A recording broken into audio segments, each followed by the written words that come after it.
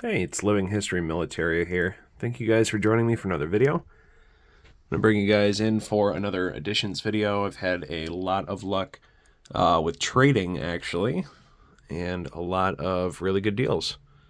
So let's go ahead and dive into this big old pile of history. I'm going to bring you in right here. This is a first day cover signed by Lieutenant Commander I think it was John C. Davenport, I believe it was.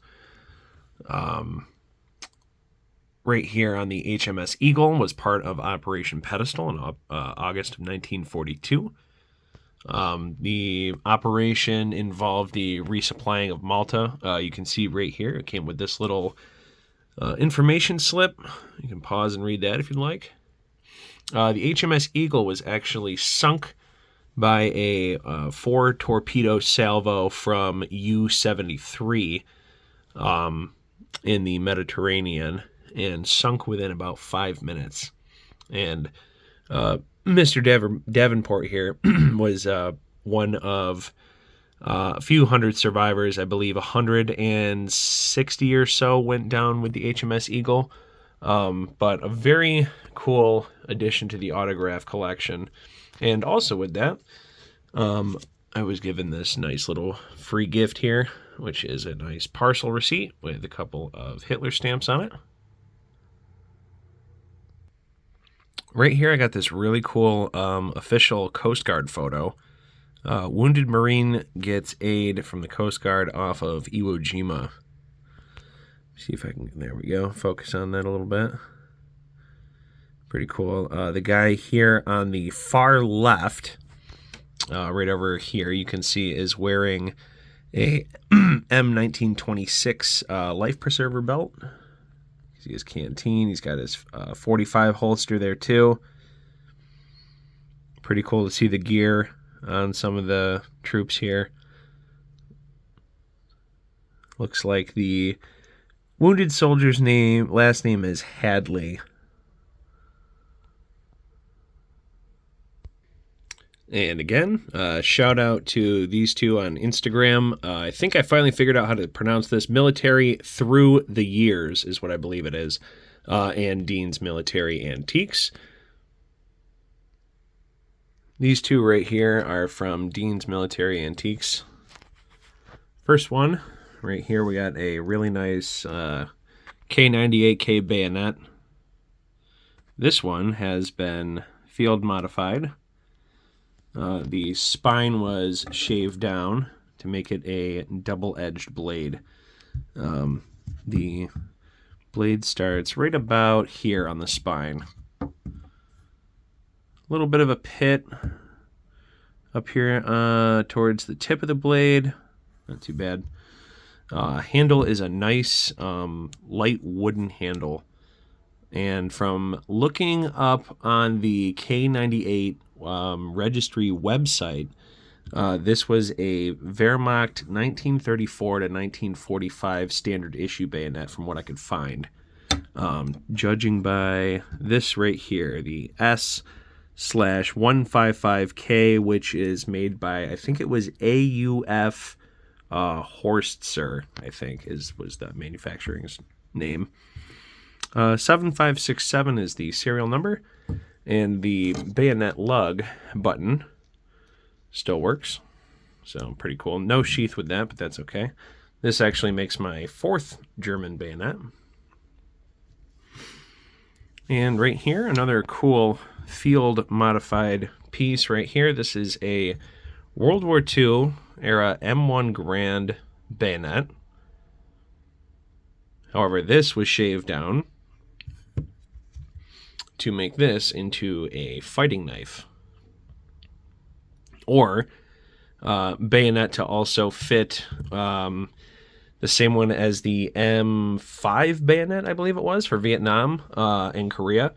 The U.S. was known for shaving these down after World War II to kind of help with the transition, much like shaving down the World War I bayonets to fit the World War II rifles and whatnot. So it also has this neat little homemade sheath right here.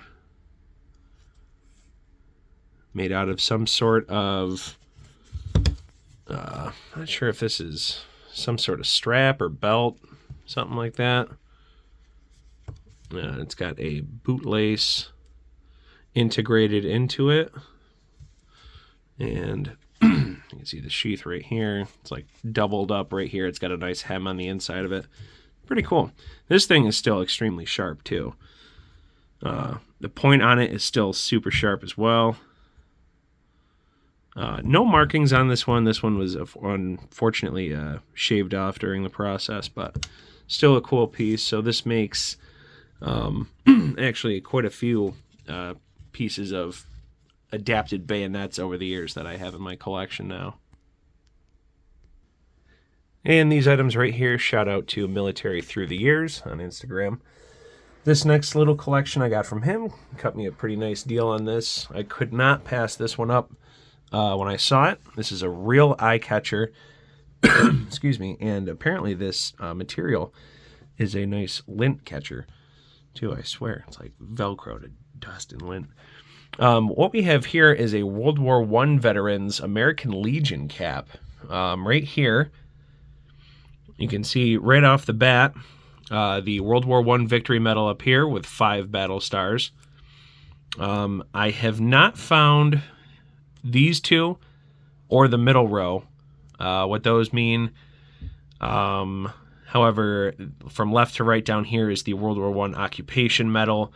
The French Croix de Guerre, I believe is what it's called, awarded to French and Allied soldiers during the Great War for heroic action in the face of the enemy. And over here on the right, the kind of torn up one is Veteran of Foreign Wars. Also on here, Past Commander, 1936, and an Adjutant medal. So serving, I think, as like a liaison to a high-ranking official is what that adjutant is for. And then this is Post 519 from Palm Springs, Florida, or California, sorry. So really cool. And then on the inside, it is named to a John Parker Holditch, who is from California, World War I veteran.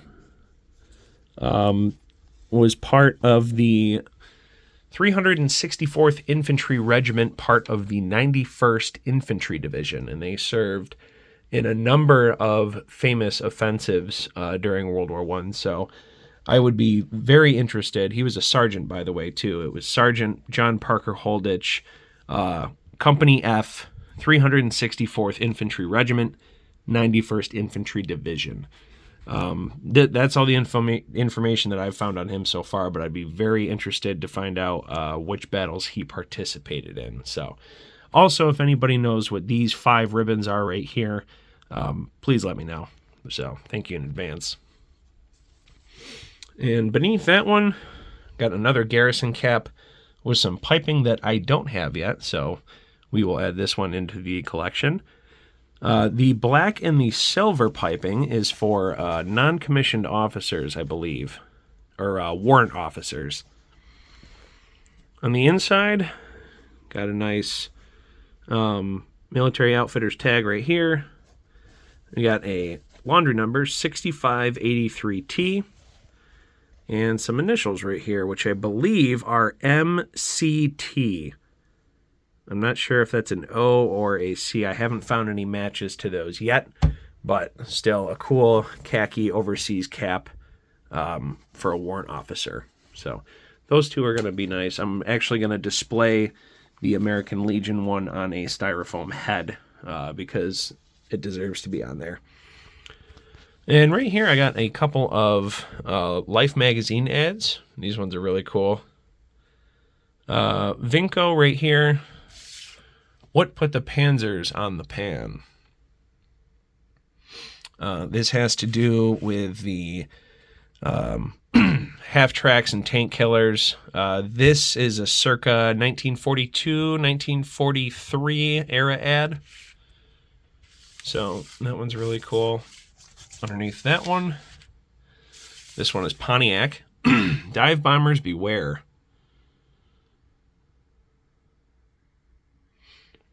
Really cool. This is partially censored. Let you pause this and read this if you'd like. Actually, here we go. I'll just give you the whole thing. And then down here, there's a neat little note. Seeking to cooperate fully in the war effort, Pontiac has voluntarily censored this advertisement, and it censors out the rate of fire, the name of the anti-aircraft cannon, as well as the power plant assemblies over there. So that's a really cool one. Shows a dive bomber getting chewed up by anti-aircraft fire. And underneath that, autocar. Bridge partners. You can see you got like some pontoon bridges being built and some old style artwork. Really neat. Okay, and the last two right here, these are really special. This one I'm going to keep in the bag for right now because it's a little crumbly. You'll understand why in a moment. Right here is a M1926 Life Preserver life belt buckle. And this was found on the beaches of Normandy, on Omaha Beach to be exact. Pretty good size though, about the width of my hand. Still pretty heavy. And must have spent some time in the water because this thing is caked in rust and looks like sea life. A whole bunch of little porous rocks and everything on the inside of it. So it's really cool. It actually has history stuck inside of it too. So it's like its own little time capsule. This came with a certificate of authenticity. You can see right here, life belt buckle recovered on Omaha Beach. Gettysburg Museum of History. Official. As is this piece right here, which is a piece of a Waco glider. I haven't been able to find where this piece would be on the airplane, or the glider, I should say. Not sure if this was something that was attached to the parachutes, maybe? I'm not sure, because it definitely has some sort of parachute ring type thing right here, and has two little swivels still connected right here. This one also, certificate of authenticity, original glider part recovered at San Mir Église, which if some of you war film freaks might remember The Longest Day, the opening to that where I forget his name, John, some paratrooper got stuck on the cathedral side of the cathedral and played dead for 2 hours while hanging there while the rest of the 82nd Division soldiers, I think about 30 of them, dropped in the town square of St. Mary-Église on D-Day. So really cool. You can look up more about that if you'd like. But really cool that these pieces are still interlocked. I'm not sure where in St. Mary-Église this was found, but still a cool addition to the D-Day collection that I'm starting up and have always wanted to. So that's almost like a bucket list thing in itself. And especially having these to go with it. And those match, of course, my little D-Day box with the 101st parachute and casing, bullet, parachute hook, and actual bullet. So I'll actually take you over to it right here. In the little display case, I'm going to clean up this shelf a little bit because I'm still not sure what I want to do with it. I want to have eventually enough collectibles from Normandy, same with this M40 Stahlhelm right here, to have a little shelf of items that were recovered from Normandy. But that's all I have for you guys. I want to thank you guys again for staying tuned into the channel. I'm going to be doing more shorts because I had a lot of good feedback with the one short that I did about my aircraft piece. So I'm going to keep trying to do those on some smaller items, and then we are going to be doing a top 10 rare or unusual items in my collection here in the future. So stay tuned for that, and we'll see you in the next one.